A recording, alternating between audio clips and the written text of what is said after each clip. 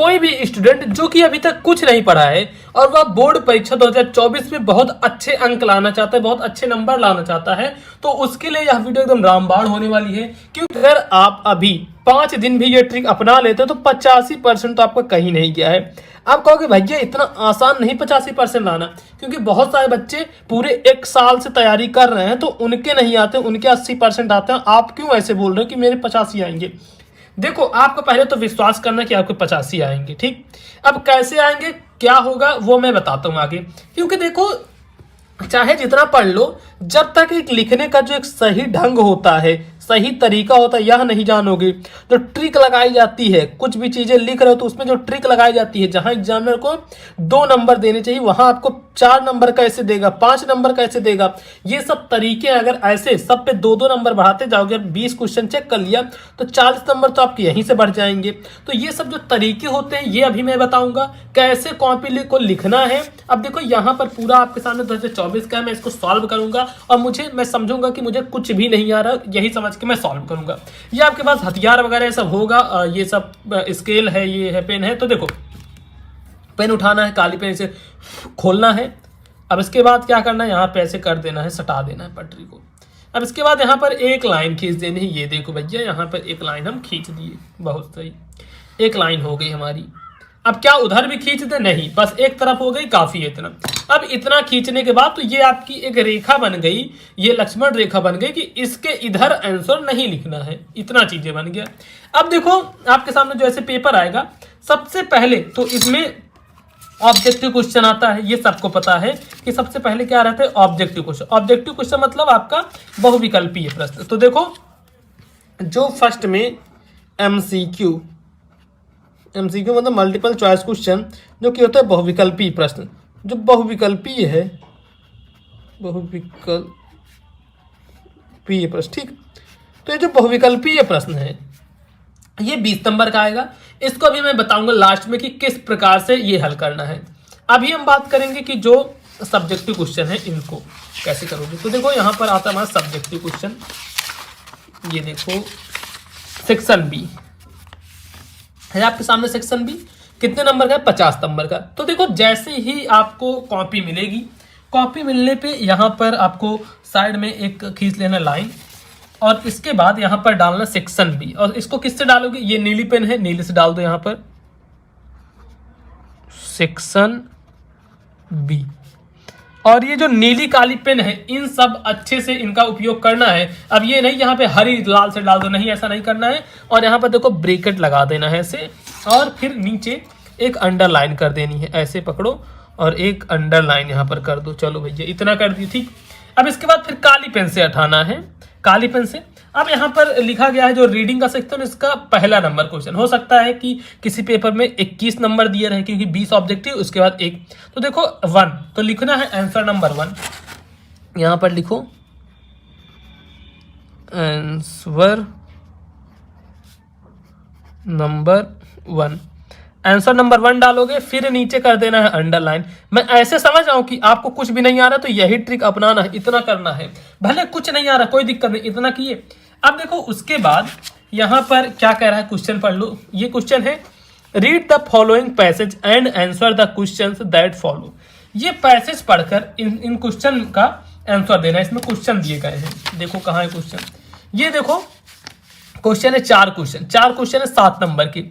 ए वाला है, if allowed into school how would cell phone prove to be distraction for students, ठीक। अब इसका आंसर नहीं पता, तो इसमें देखना है कि कौन सा वर्ड थोड़ा मेन वर्ड लग रहा है। अब जैसे मेन वर्ड इसमें स्कूल आ गया, उसके बाद आ गया सेल फोन आ गया, फिर डिस्ट्रैक्शन आ गया। अब इसका उत्तर इसी में मिल जाएगा। चलो, इफ अलाउड इनटू स्कूल। अब देखो, जहां भी स्कूल, सेल फोन और डिस्ट्रैक्शन मिल जाए वही उतार देना, वही पूरा छाप देना, वही लिख देना। चलो, यहाँ सेल फोन मिल गया और स्कूल भी है, स्कूल और डिस्ट्रैक्शन देखते हैं।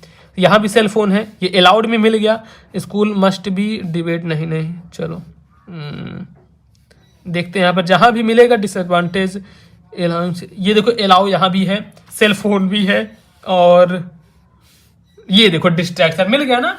तो बस यहां से उतारो, allowing cell phones to school would be, बस यहीं तक लिखना है। चलो मैं लिख के थोड़ा बताता हूँ, काफी बढ़िया तरीका है, ऐसे लिखोगे। और ये पहला नंबर है तो इसको डाल दो ऐसे, आंसर नंबर A1 का पहला कर रहे हो, लिखो यहां से जो है। और ये मैं खुद से नहीं लिख रहा हूं, ये क्या है इसी पैसेज में दिया हुआ है, वही लिख रहा हूं। Allowing cell phones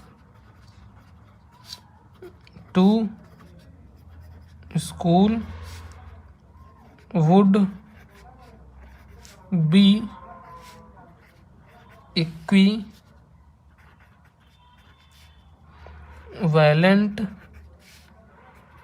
to giving an open invitation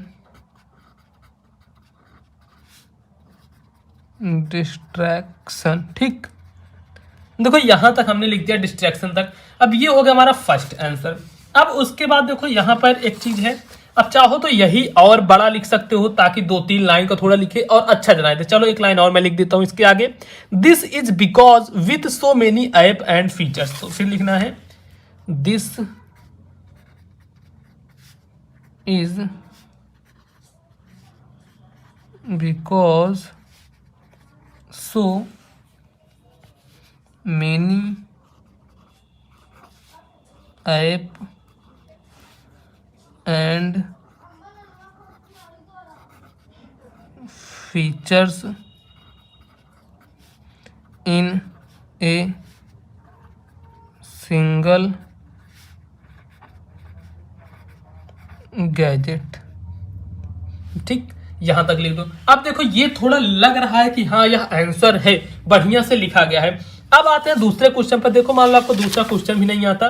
दूसरा क्वेश्चन क्या है, what kind of effect would cell phone have in the classroom, what would be the prime focus of student then. अब मैं बता रहा हूं इसमें भी फिर ऐसे मेन वर्ड ढूंढना है। मेन वर्ड क्या है, इफेक्ट हो गया, सेल फोन हो गया, classroom. Effect, cell phone, classroom, focus, main चीज बस इफेक्ट, सेल फोन, क्लासरूम। तो चलो यहाँ पर ढूंढते हैं इफेक्ट, सेल फोन और क्लासरूम, जहां मिलेगा वही हम लिख देंगे। देखो यहाँ पे इफेक्ट, सेल फोन, क्लासरूम,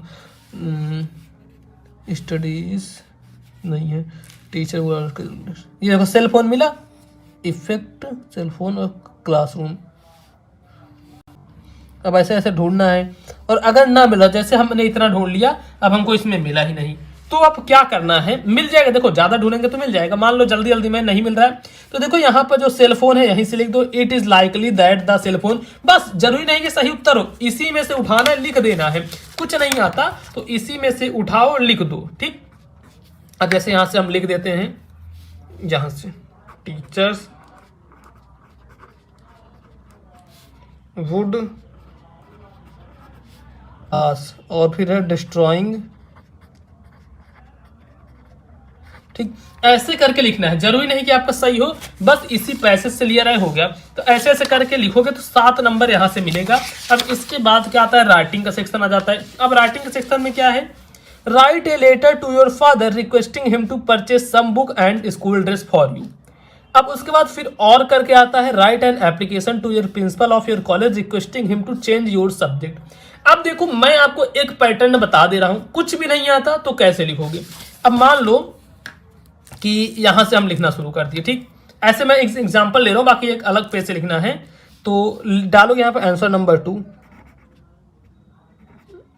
फिर यहां से अब जो है एप्लीकेशन लिख रहे हो, तो एप्लीकेशन का जो एक फॉर्मेट होता है यह काफी ज्यादा महत्वपूर्ण होता है। इसका फॉर्मेट क्या होता है, टू, फिर है टू द, ये बड़े से लिखना, मैं भी लिख दिया ऐसे गलती से, प्रिंसिपल। ठीक है, टू द प्रिंसिपल। अब यहाँ पर अपने कॉलेज का नाम वगैरह लिख देना। फिर यहां से लिखना रिस्पेक्टफुली,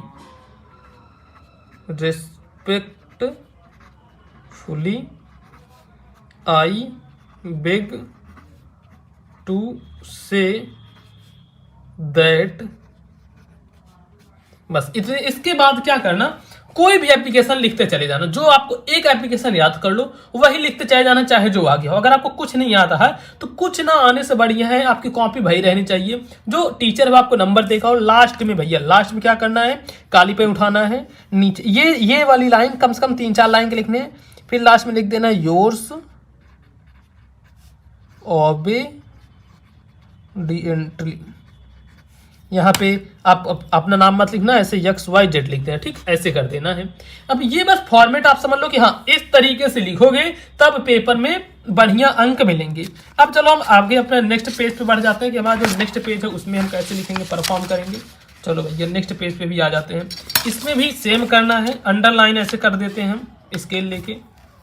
देखो हमने स्केल ले ली और स्केल लेते मान यहाँ पे हम कर देंगे अंडरलाइन, मतलब नीचे एक की लाइन खींच दिए। अब फिर आता है हमारा तीसरा नंबर जो कि है रिपोर्ट लिखने का।